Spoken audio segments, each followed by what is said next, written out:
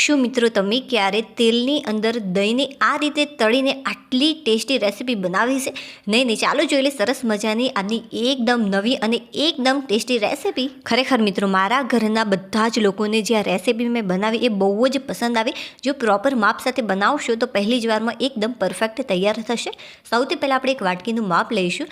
અત્યારે મિત્રો મેં અડધી વાટકી જેટલા વટાણા લીધા છે. હવે આ જે વટાણા છે એને પાણીની મદદથી મેં એકવાર સારી રીતે વોશ કરીને ત્યાર પછી લીધા. હવે આને વધુ ટેસ્ટી બનાવવા માટે થોડીક લસણની કળીઓ એડ કરીશું, 5 થી 6 જેટલી, અને થોડાક આદુના કટકા એડ કરીશું, એ પણ 5 થી 6 જેટલા. અહીંયા મિત્રો મેં 3 તીખા લીલા મરચાં લીધા છે. તમે તીખાશ પ્રમાણે તમારી રીતે એડ કરી શકો છો. હવે પાવ વાટકી જેટલી તમારે કોથમીર એડ કરવાની. મિત્રો આની અંદર આદુ, મરચાં, લસણ અને કોથમીરનો જે ટેસ્ટ છે ખરેખર બહુ જ સરસ લાગતો હોય છે. અને જે વટાણા છે એને મેં બાફ્યા નથી, કાચા જ લીધા છે. મિત્રો તમારા જોડે જો કટર હોય તો તમે કટરનો ઉપયોગ પણ અહીંયા કરી શકો છો, બટ ઝડપથી તૈયાર થઈ જાય એટલા માટે મેં અહીંયા મિક્સર જારનો ઉપયોગ કર્યો છે.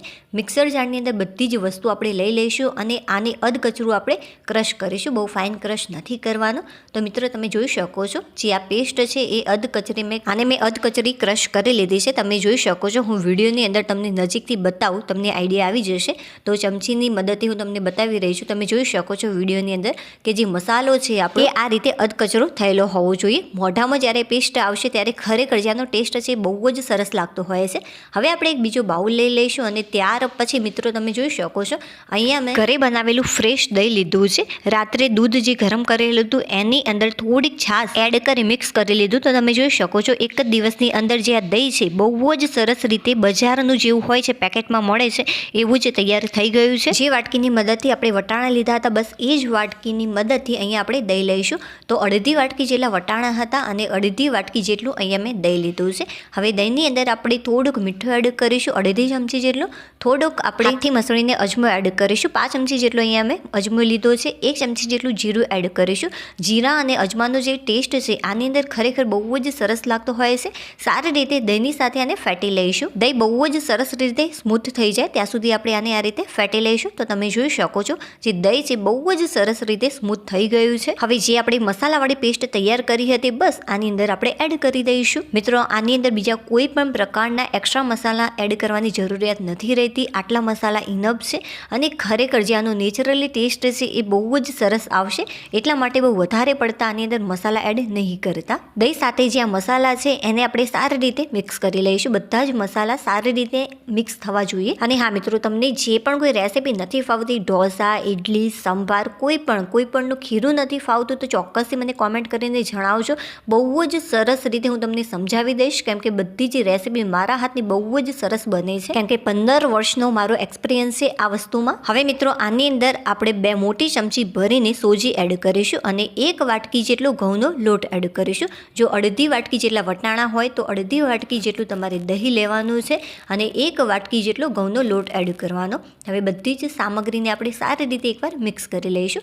જે મેં તમને માપ કહ્યું છે એ પરફેક્ટ રીતે તમે એડ કરશો તો પહેલી જ વારમાં જે રેસીપી છે એકદમ પરફેક્ટ તૈયાર થઈ જશે. અહીંયા મેં અડધી વાટકી જેટલું પાણી લીધું છે તો બધું જ પાણી એકી સાથે આપણે એડ કરી દઈશું અને સારી રીતે આને મિક્સ કરી લઈશું. અને હા મિત્રો, જો તમે પહેલી વાર આ રેસીપી બનાવતા હોય તો થોડું પાણી એડ કરીને આને મિક્સ કરજો કે જેથી ઘઉંનો લોટ કદાચ ઓછો પડ્યો હોય તો પાણી વધારે ન પડી જાય. એનું ખાસ ધ્યાન રાખજો. મારું તો પરફેક્ટ માપ આવી જાય છે એટલા માટે મેં એકી સાથે પાણી એડ કરી દીધું. હવે સારી રીતે આને મિક્સ કરી લઈશું. અને હા મિત્રો, આ જે અત્યારે હું રેસીપી તૈયાર કરી રહી છું એમાં એક બાબત બહુ જ ધ્યાનમાં રાખવા જેવી છે, એ હું તમને પાછળથી કહીશ. બહુ જ સરસ રીતે આને ફેટી લેવાનું છે કે જેથી બિલકુલ પણ આની અંદર ગાંઠા ન રહે. તો મિત્રો તમે આની થિકનેસ જોઈ શકો છો, એકદમ પરફેક્ટ છે. આપણે ગોટાનું જેવું બેટર રાખીએ છીએ એના કરતાં મેં થોડુંક સોફ્ટ રાખ્યું છે જેથી જે આ રેસીપી છે એકદમ સોફ્ટ બને એટલા માટે. હવે આપણે ટાટા સોડા આની અંદર એડ કરીશું. તો 5 ચમચી જેટલા અહીંયા હું ટાટા સોડા એડ કરું છું. હવે સારી રીતે આને મિક્સ કરી લઈશું. અને હા મિત્રો, જો તમને એવું લાગે કે તેલ ભરાઈ રહ્યું છે જ્યારે તમે તળો છો ત્યારે તમારે શું કરવાનું, થોડીક સોજી અથવા તો ઘઉંનો લોટ વધારે એડ કરી દેવાનો. જો સોજી વધારે એડ કરશો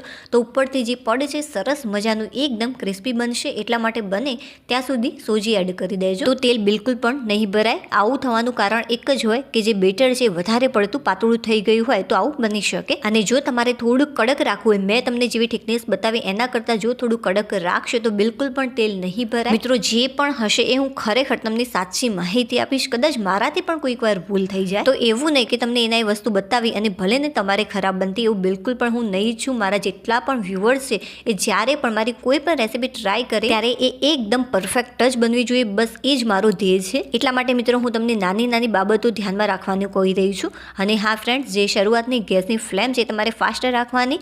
થોડુંક તેલ તમને એવું લાગે કે ગરમ થઈ ગયું છે, તરત જ તમારે આ રીતે એડ કરી દેવા. શરૂઆતમાં જ્યારે તમારે બિલકુલ પણ અડાડવાનું નથી, થોડુંક તમને એવું લાગે કે નીચે ચીપકી રહ્યું છે, તો જે ગેસની ફ્લેમ છે થોડીક વાર માટે ફાસ્ટ કરી દેવી અને થોડીક વાર થાય ત્યાર પછી તમારે ધીરે ધીરે ઝારાની મદદથી આને દૂર કરવું, તો એકદમ આસાનીથી દૂર થઈ જશે.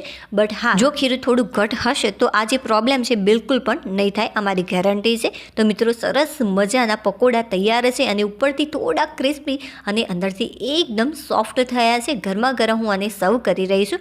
ચાલો આને હું તોડીને તમને બતાવું કે ખરેખર જે આ ગોટા છે, જે આ રેસીપી છે કેવી બની છે. આની સુગંધ જોઈને મિત્રો મારા મોઢામાં તો પાણી આવી ગયું છે. અરે વાહ ફ્રેન્ડ્સ, ખરેખર જેવું મેં ધાર્યું હતું ઉપરનું પડે છે સરસ મજાનું ક્રિસ્પી અને અંદરથી એકદમ સોફ્ટ બન્યું છે. મોઢામાં મૂકતા જ ઓગળી જાય તેવી આ રેસીપી બની છે. બીજું હું તમને પકોડો તોડીને બતાવું. અરે વાહ ફ્રેન્ડ્સ, ખરેખર આ પણ એકદમ સુપર લાગે છે. મતલબ કે બધા જ પકોડા ઉપરથી ખૂબ જ ક્રિસ્પી અને અંદરથી એકદમ સોફ્ટ થયા છે. ટેસ્ટની તો હું શું વાત કરું, ખરેખર એ વન ટેસ્ટ છે. ચોક્કસથી બનાવજો. વિડીયો પસંદ આવે તો લાઈક કરી અને ચેનલને સબસ્ક્રાઇબ કરવાનું બિલકુલ પણ ભૂલતા નહીં. હવે આપણે ફરીથી મળીશું એક નવી રેસીપી સાથે. ત્યાં સુધી બાય.